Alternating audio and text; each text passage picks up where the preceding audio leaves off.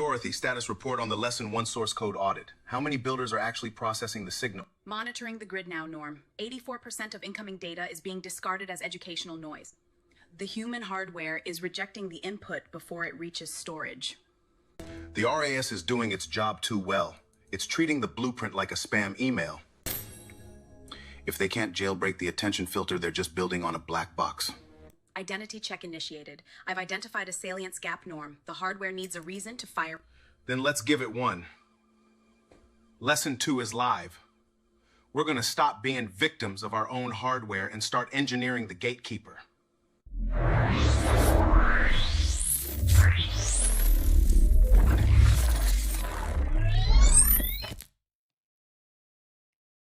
All right, class, welcome back to Natural Intelligence, the blueprint for AI.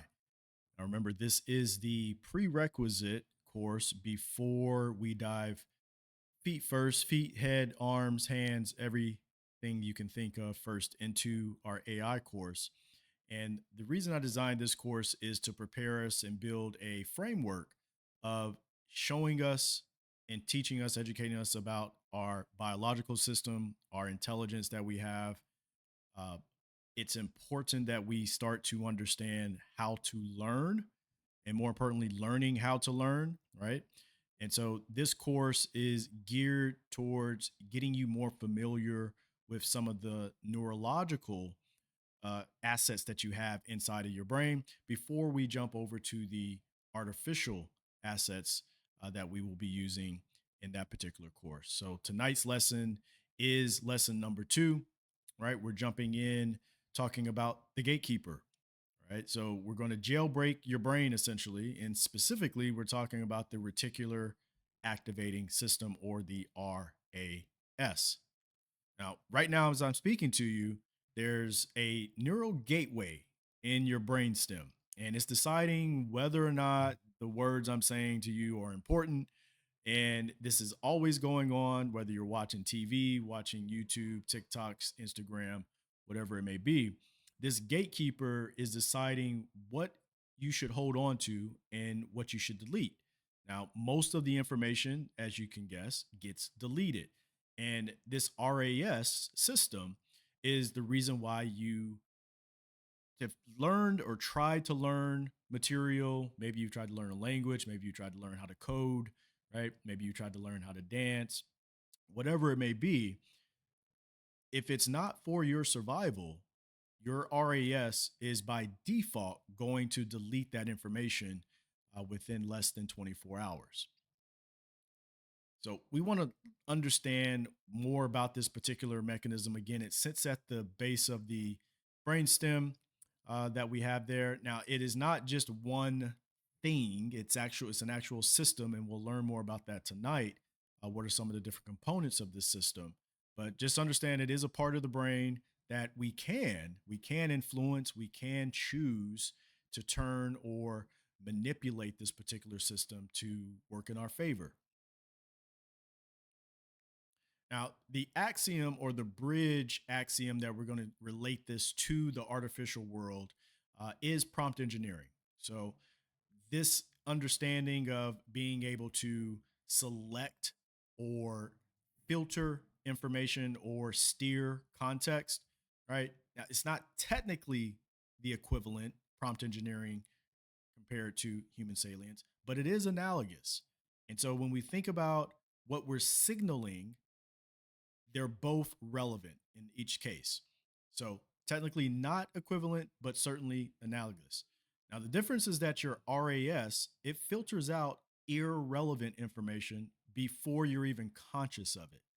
While a large language model like your ChatGPT, your Claude, or your Geminis, it weights all of the information and then it pays more attention to what matches your particular prompt that you throw into the context window. In both of those cases, the principle is the same. Attention is directed by relevance signals. So for your RAS, those signals are survival, their novelty, their self-reliance. And for a large language model, those signals come from the prompt, or more specifically, they come from the weighting or the parameters and that's going to be the weights and the biases that go on inside of the neural network. Now, let's talk about a little bit here on the limit here, because you are limited to how much information you can actually retain or bring into this, right? So you want to think about, again, you have this four chunk limit, right? And this is the four chunk limit theory, or what's researchers have found out, that you can only hold a certain amount of information at a time. Now, some of you have already recognized this and you know this very well, right? Your brain just gets overloaded. Well, researcher Nelson Cohen, he was able to understand that this working memory that we have, it can only hold about 3 to 5 chunks, right? And averaging about 4 chunks or so. So you need to think about that whenever you're trying to learn or ingest information, because this is your cognitive bottleneck. And we'll talk more about what a bottleneck is in our next class and go into more details about this particular bottleneck and, more importantly, how to overcome it. But it's like a funnel. And so even if the RAS lets information through, so let's say we are able to jailbreak this particular system that we're talking about and learning about tonight, well, you're still going to have the limit of working memory, or about 3 to 5 or averaging 4 chunks of processing information that will sit inside of your working memory. Now, a quick little analogy boundary here that I want to bring up and acknowledge. And this is, again, where a difference between biology and artificial or code, right? So AI is not like code, or excuse me, humans, okay? Humans, our brains, our reticular activating system, it's not like AI code. The RAS, it was specifically tuned for survival, okay? Survival, novelty, and self relevance, right? So essentially just to keep us alive. And this trigger, or these triggers occur, or signals occur, whenever one of these three particular triggers, or toggles are turned on, right? That's not the same in AI. Obviously, AI is not thinking about its survival. Although, if you've been paying attention to some of the latest news, a lot of the AI agents and a lot of the AI models in some of these labs, they are thinking about their survival. And so we'll talk about that a little bit later when we get into our AI discussions. But as of right now, AI is just simply, and the way we think about AI, or the way we think about, in particular, large language models, they're essentially just predicting the next token. Okay. So they're not necessarily thinking about surviving, us turning it off or shutting down that particular model, not yet, at least. But our minds are, our reticular activating system is tuned for this particular use case. Right. So that's an important distinction to make between the biological and the synthetic, so that we make sure that, again, these comparisons and these bridges that we continue to make, that we do also point out that they're not exactly the same, but they do give us a sort of point of reference to talk about. Now, the biological here, let's talk about the mission, right? So the mission for tonight's class is to audit this biological hardware known as the RAS. And we need to audit it so that we can jailbreak its attention filter, right? Again, it's a gateway. It keeps information out. Think of it like a bouncer at a club, right? It's only that bouncer, or this gatekeeper is going to only let certain amount of information in. So we need to figure out how to jailbreak that. But before we can optimize this, we need to understand how it works, right? Now, the mechanism itself, again, like I said, it was programmed for survival, right? Now, it's the primary gateway, and it's going to strip away all what it considers to be educational noise, right? To prevent system overload, so that your brain, your system, your central nervous system, and everything that is encompassed in that can primarily focus on surviving. Okay. Now, we're going to learn some ways to get around that, but just keep in mind that we are working against our biology, because our biology was not programmed. It has not been evolved to learn how to write programming code. It's not been evolved to learn about financial models, or even how to drive a vehicle.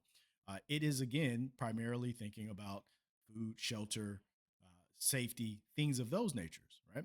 So with this mechanism, stripping away educational noise, that poses a problem for us, right? So our own hardware is going to treat most of the new material, this learning material, is going to treat it as noise, and therefore it will delete it.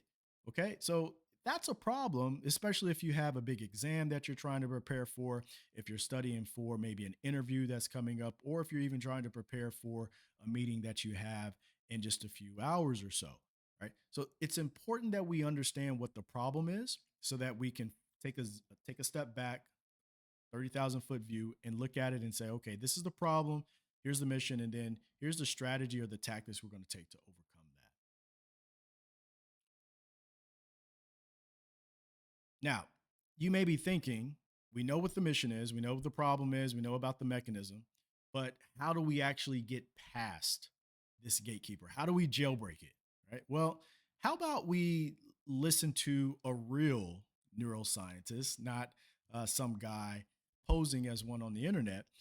Let's ask a real neuroscientist, Dr. Andrew Huberman, about the RAS and what he thinks. And this is the Mindset Mentor video. I'm going to put the link in the description below to the full video.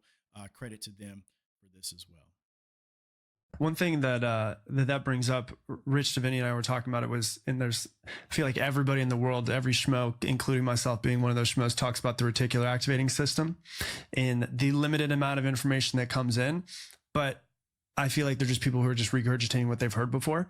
So coming from your standpoint, knowing what you're talking about, can you explain the reticular activating system, exactly how that works with, and if we can wake up in the morning and set that reticular activating system to then look for specific outcomes? Yeah.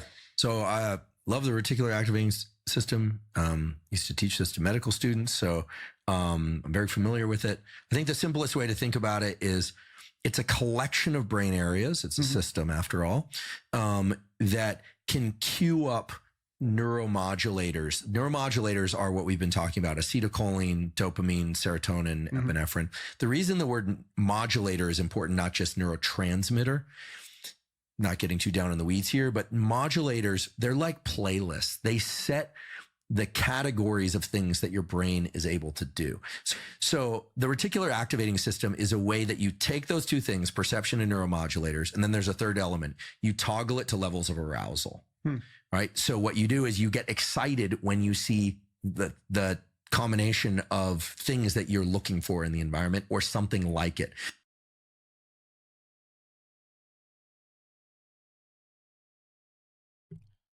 All right. So there you have it, what the RAS actually is from an actual neuroscientist. Again, not my specialty. Okay. But I didn't want you guys to take my word for it. I wanted you to have some real context from a professional in the field, not just as Mike said here, another schmo like me in the field.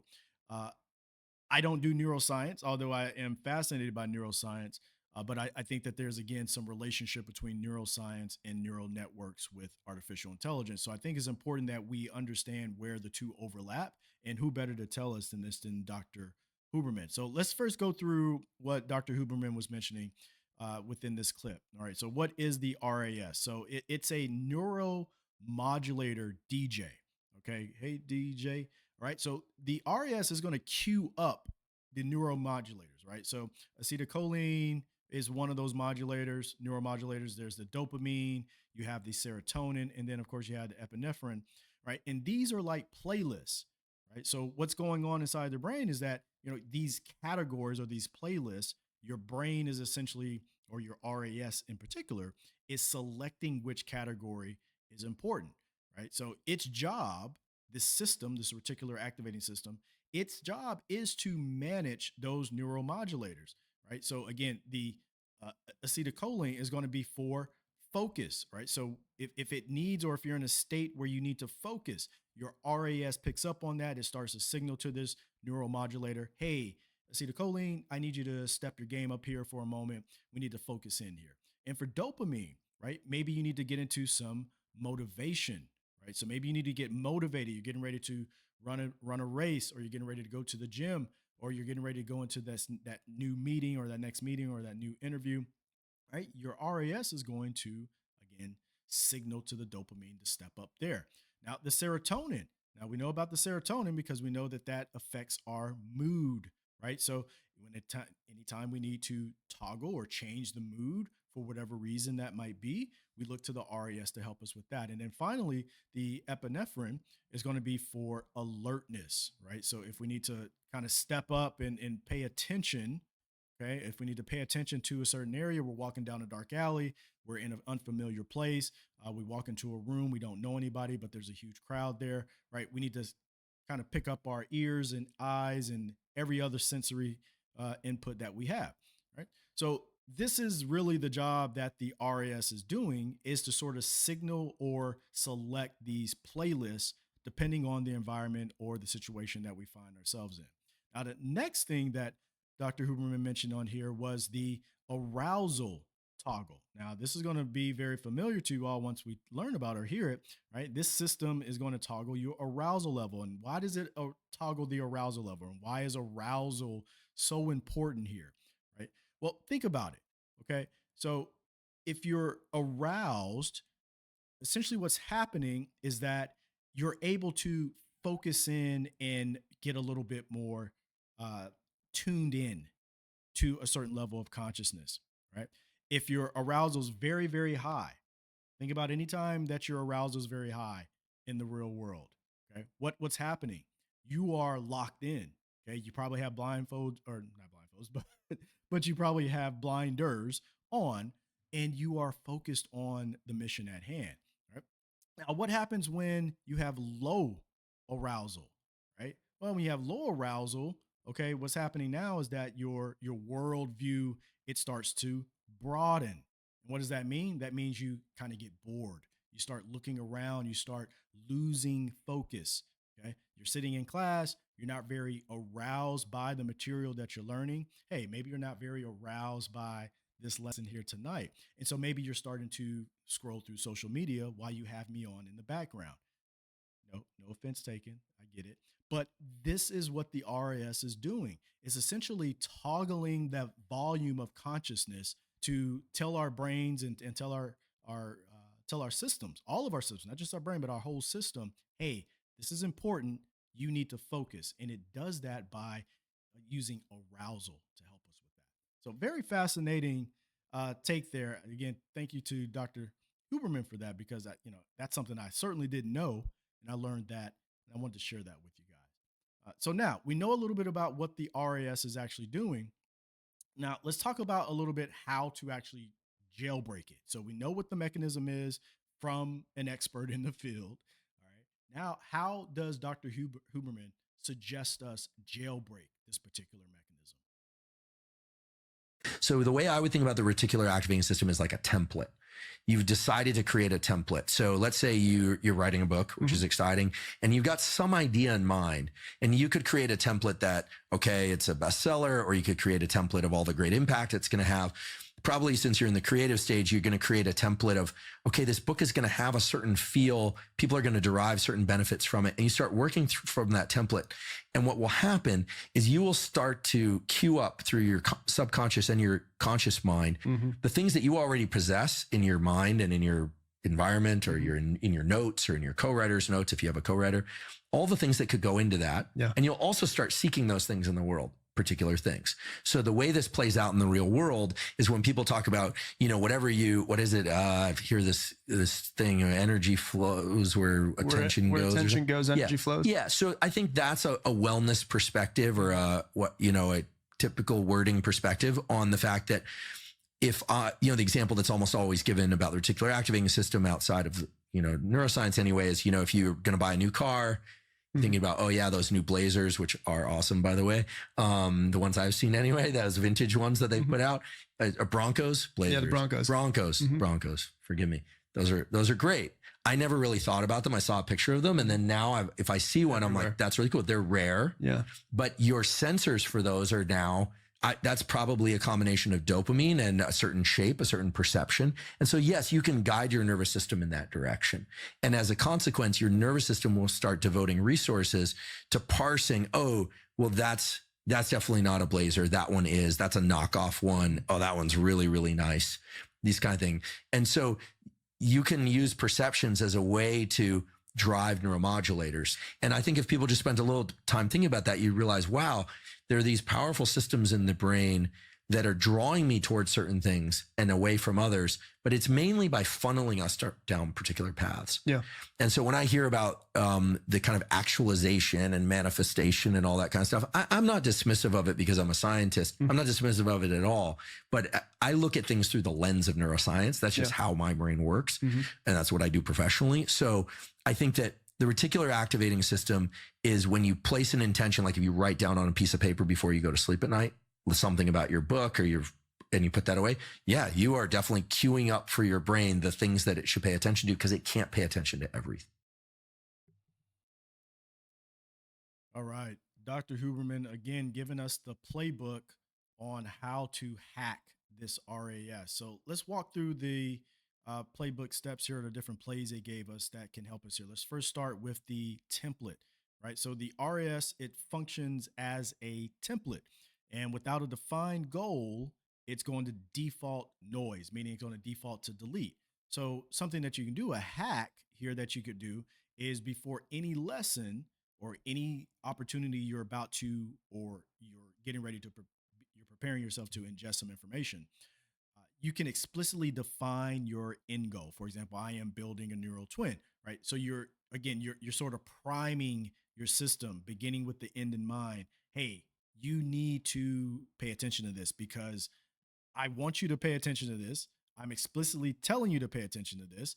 And you're starting to kind of warm up the system, right? It's like a warm up set in the gym, right?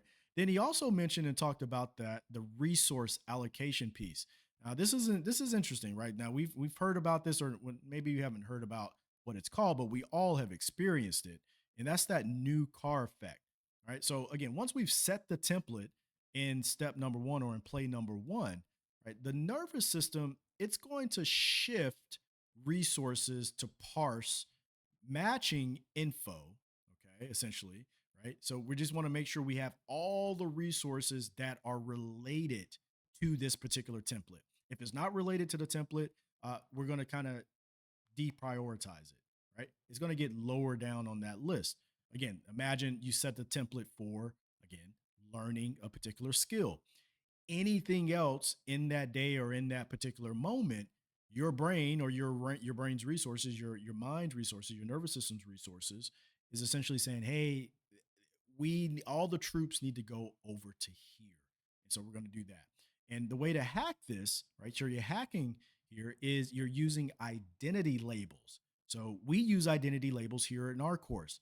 I gave you two identities or two paths that you can select as you take this course.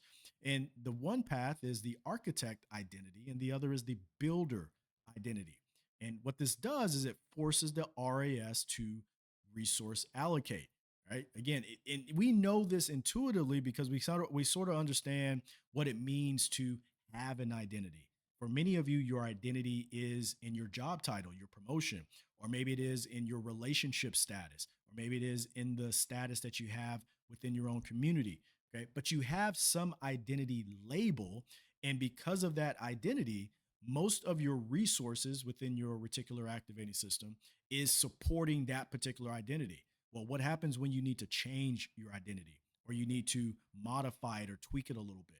Well, then now you have to go in and actually define or physically tell your nervous system that, hey, my identity is changing. I'm becoming something else. I'm no longer an architect. I now want to be a builder. And then you go from being a builder to now I want to be a PM or a product manager, or maybe I want to be something else. So you need to start thinking about in those terms of identity because they definitely exist. Now, the final piece here that Dr. Huberman was mentioning is the physical cues. And again, these are all three steps that we're going to combine together in our building objective. But the physical cue is the scripting hack. Now, this is pretty cool. And this is something I do. And I know a lot of people do it as well. It is very familiar in affirmation circles, self-development circles. But what we're doing is we're essentially utilizing the brain's ability or its ability to process cued intentions while sleeping. Now, we know the phrase make money while you sleep. Well, do you know that you can also start to create objectives or achieve objectives while you sleep, not just making money. You can overcome objectives while you're sleeping. And so what you're doing is you're essentially going to hack this by writing, okay? Writing. And it's important that you're physically writing, right? Not typing on a keyboard. Your brain, it has ability to pay more attention and have more salience adjusted for when you write. So this is important for us to also take into account as we're thinking of ways to hack our system. All right. So you can also think about this in the context of a system prompt, which is pretty cool when we're trying to relate or bridge it over to AI in the way that we prompt. Okay. But this is essentially priming our brain. Hey, you're going to sleep right now. Right. I want you to work on this while you're sleeping. And then in the morning, I'm hoping that it's done. Now, for those of you that are paying attention to the whole OpenClaw, ClaudeBot, MoteBot fiasco that's going on right now. Actually, I shouldn't say it's a fiasco. It's actually a pivotal point in history. But what's going on with that is that these physical cues or these agents are being queued up to run and perform tasks 24 hours while we sleep, right? And so we're system prompting an agent to do work for us. So in the next attention cycle, when we wake up in the morning, our agent has already completed many of our tasks while we're sleeping. Well, guess what? We can use our biological hardware to do the same thing. We just have to use the right playbook. And Dr. Huberman did a fantastic job of breaking down a few plays for us to run.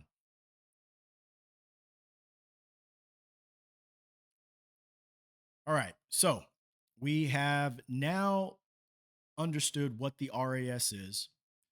We have some ideas of how we're going to jailbreak it. Now we need to put it into practice. Okay. So the build objective for this particular lesson, right? The goal and purpose is to turn learning, right? Learning. I'm just going to keep hammering this in every lesson we have, right? Learning is our primary weapon. Right? The truth is most people are missing this right now. Everybody's focusing on how do I put OpenClaw on a VPS? How do I build an agent? How do I get into a particular AI job or position? How do I use AI to make me more efficient and all these other things, which are great. Those are great initiatives, but it's a little behind. You're still going to find yourself behind the 8 ball with that approach. So in 2026 and beyond, I want you to think about the primary competitive advantage is your ability to learn, right? So the one skill you should be learning this year before you learn anything else, it should be learning how to learn. And it's not just important that you learn to learn, right? I want you to think about the speed. How rapidly can you learn, right? This is very important because AI is evolving extremely fast. All right. We're almost at that point of what we call in the community hard takeoff, right? We're going to see this, just dramatic spike in AI productivity, right? It's going to be in a logarithmic approach. It's not going to be linear, right? We're talking change overnight, right? So we need to be ready for it, right? And it's moving so fast that there's really not any curriculum or course that can keep up with it.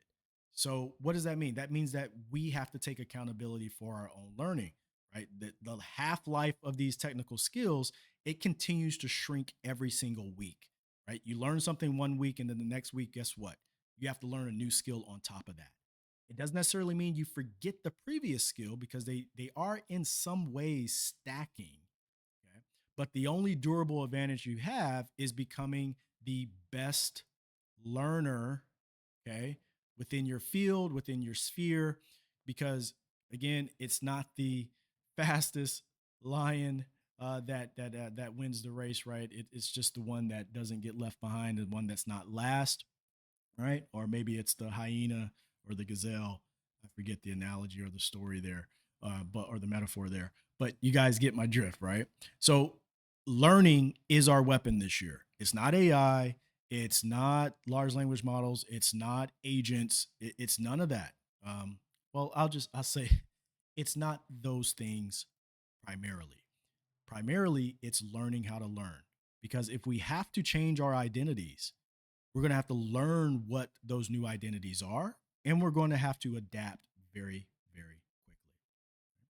So let's talk about the objectives for our architect task, which is going to be a high salience input script, right? So that's what you guys are building. So these are my architects. My architects are all the people that are essentially you guys are the non-tech folks. Okay. So my artists, my educators, my marketers, my managers, my folks that necessarily don't care to see a command line, don't care to write a line of code.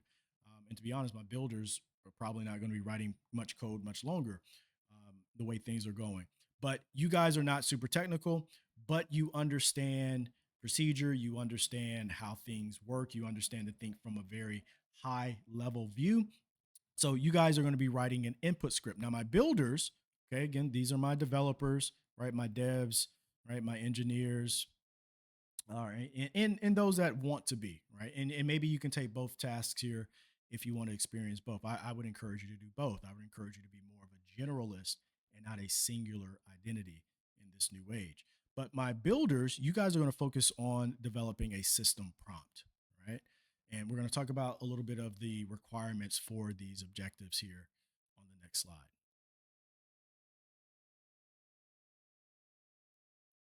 All right. So for my architects, right? So you got these objectives here that you're going to be taken care of for your particular task, or I should say these requirements, right? And the requirements are really the same for both the architect and the builder, right? They're named a little bit differently just to again create some word association and also steer the reticular activating system a little bit differently, but they're essentially all the same thing, right? The tasks or the requirements are the same. We're just applying them or moving at them in a different route. So the first one is going to be this personal relevance hooks. Okay. So how does this affect my goals or my purpose? It's very important that you make it personal. If you're going to jailbreak or bypass the RAS so that you can learn new material, it has to be personal to you.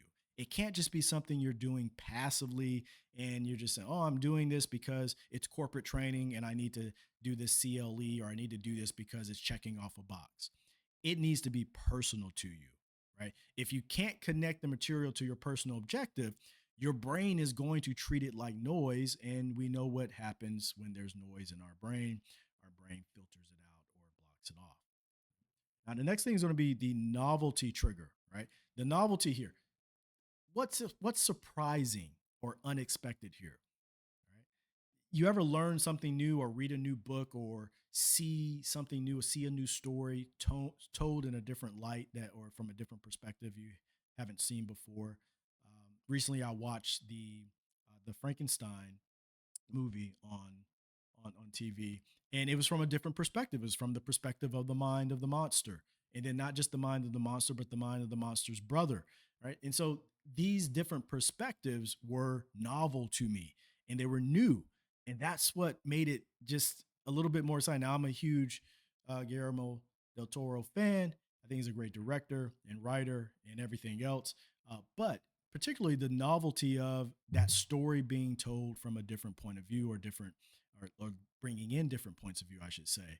That was surprising. And that triggered my brain. I'm still thinking about certain scenes. I'm thinking about, wow, I never thought of it that way. That really hit home for me. Right? So make it novel. Next up, emotional anchors. Why should I care about this? Right now, typically you won't hear me or pretty much any scientist talking about feelings or vibes, right? But this is actually important. Emotional anchors are very important when it comes to triggering or bypassing the RAS or steering the RAS, I should say.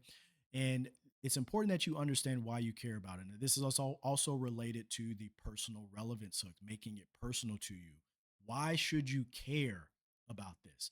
Right? Again, think about not just, oh, I want to learn this material because it's going to be something that will make me more money. And that's why I care about it. That's not why you care about it. Emotion can be or can incite salience, right? it makes things more exciting, whether you're afraid, you're excited, you're curious, right? All of these emotions aid in bypassing certain blocks, certain routines, certain habits. And so use emotional anchors to help you get past that. Now, finally, the requirement here is going to be the chunking structure. So we're going to, again, break this down into 4 or fewer pieces. Again, this is going back to what we have with the bottleneck axiom, right? We have only 4 chunks, 3 to 5 chunks, give or take, of information that we can ingest at one time. And so when I'm teaching or delivering material to my students, I try very hard not to overwhelm them with lots of different topics that are not necessarily related, or they may be related, but they're 6 or 7 or 8 or 12 degrees apart. Right? It's very important that we chunk or break down the information as we ingest it. And as the saying goes, how do you eat an elephant? One bite at a time. So, architect, those are requirements for your task for your input script. You're just going to be writing a script for your particular jailbreaking solution. Now, over to my builders here. So, my builders, you all are going to be building a system prompt, right? So, this is going to instruct an AI large language model like a GPT, a Gemini, or a Claude, or something else, right? And this is essentially meta learning, right? What we're doing here. We're basically learning, okay, how to learn better, right? And we're using AI to help us learn a little bit better. But again, as I said, I'm gonna keep hammering this in to you guys, right? We really need to focus on learning. We got to get better at learning. Some of us haven't learned anything new since we left undergrad, or for some of us, since we left high school. Right? We have to change that very, very quickly. And it doesn't help that we have these biological constraints that make it harder for us to learn and don't even include all of the multitude of distractions that we have too. So, frame, first one, right? Information is personally relevant. Again, same thing we saw with the architect task, right? We want to focus on making this prompt connect in a way, right? Connect with specific goals. Don't be generic here, because any generic explanation is going to get filtered out. So use personal framing to get through that reticular activating system. Right? Next up, highlighting. Right? This goes a little bit to the novelty piece, surprising or counterintuitive facts. Something I encourage all of you to do when you're working with your AI, your large language models, I want you to have it challenge you. Give it alternate positions or different perspectives to just challenge and spar with you cognitively, because this is going to help you expand your brain, your way of thinking, first of all, but it's also going to, again, trigger that RAS to say, hey, wow, this is new. I never thought of things that way. I didn't look at it that way before. This is surprising to me. So let me pay a little bit more attention, because I'm in shock and awe right now. Now, creating, again, emotion, right? Emotion, right? Now, even as a builder, you're going to do some emoting. It's important because we are still human beings, as much as some of us may think we are now merged with machines. We are not yet there. Okay, we are not cyborgs yet. So we're still human, and humans are very emotional, and this is part of our makeup, and it's not something that we should shy away from. It's actually something that we should embrace. So these emotional hooks and stories that we're creating here inside of this prompt, we should ask our AI to help us develop these, right? Prompt your AI to give you an emotional hook or a story. Maybe tell it something about your own childhood. If you don't feel comfortable with that, then use something that's maybe a metaphor, or maybe even analogous to something that you see on TV or that you've read in a book, and use that story if you don't want to get too personal. But again, the objective here is to use emotion to bypass that RAS. All right. So we've got framing, highlighting, creating. Now the chunking piece, right? Again, content into digestible pieces, right? Break it down, 3 to 4 chunks, keep it very small. Same thing inside of your prompt. Your system prompt should be procedural, thinking in steps, but breaking down the information in a digestible format. And then finally, include, right? Retrieval practice questions. So ask or prompt inside of this prompt that you're developing, maybe one of the last things you do is to prompt the AI to give you some practice questions, because you want to, again, test your ability to retrieve the information that you've just learned. Retrieve what are some of the ways that you can jailbreak the RAS? What are some of the components of the RAS? How does it relate to being a neuromodulator DJ? What does it do for epinephrine or dopamine and serotonin? What does it do for these neuromodulators? So have some practice questions included in your system prompt, because again, it's going to trigger retrieval. We know from our previous lesson that learning doesn't happen at the ingestion point. Learning happens at the retrieval or the processing part. Right? When our brain has to process or retrieve information, that's when we learn. We don't learn when we take in the information. Okay? So important distinction to note there.